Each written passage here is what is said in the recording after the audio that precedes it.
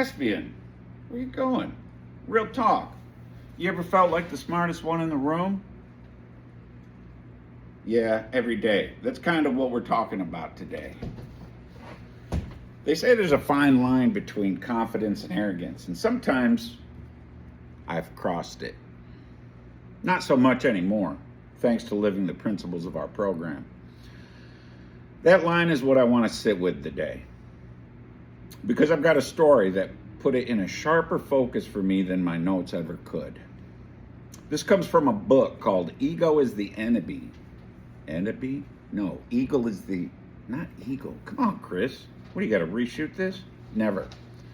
All right, this comes from a book called Ego is the Enemy by Ryan Holiday, by way of a book synopsis app. So full disclosure, folks, what I'm sharing is the screenshots, not my own notes. So there's a chef in this story. We'll call him Leo. And ego. The way this book describes it acts like a thick blindfold. It whispers in your ear that you're a rare genius surrounded by average minds. Can you imagine? His head cook told him straight, the menu's too hard. People can't follow it. Leo fired him on the spot. You're fired. They just lack my vision, he thought. I know, buddy. I know you ran away. I fired the head cook too before, metaphorically. Sometimes literally the head cook of my own good sense. So Leo built himself a bubble instead.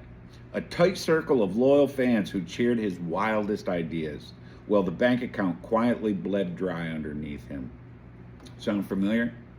And here's the part that gets me. When the food writers finally showed up, they didn't care about his grand vision at all. They cared that the soup was cold. The blindfold doesn't just block out the people trying to help you, folks. It blocks out the actual basic thing you were supposed to be doing in the first place. And if you stick around for Mindfulness in the Morning, we're going to talk about back to basics. The articles hit the papers the next morning and tore his dream to shreds. Leo ended up sitting on the tile floor of his own kitchen with his head in his hands.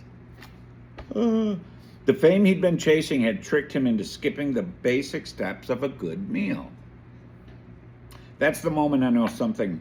That's the moment I know something about. Not the restaurant part, the floor part. The part where the thing you built on ego finally shows you what it was actually standing on. Yeah, he's heard this one before. That's why he split. Here's where the book lands, and this is the part worth remembering.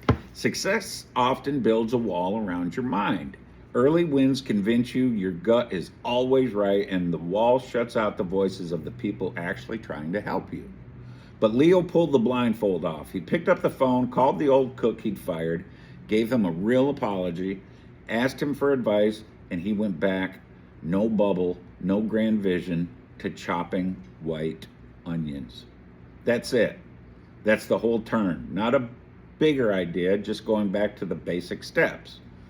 Humbled with somebody else's voice back in the room. So that's the danger of an inflated ego.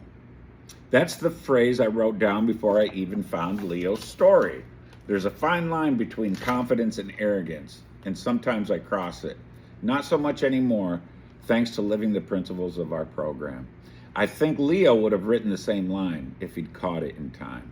So just for today, I want to check if I've got a blindfold on anywhere in my life, someplace I've decided I'm the rare genius and everybody else just lacks vision. And if I find one, I want to try taking it off before the floor finds me first.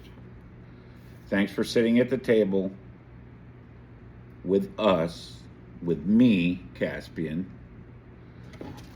Stick around for Mindfulness. We're going to talk about back to basics and the importance of it.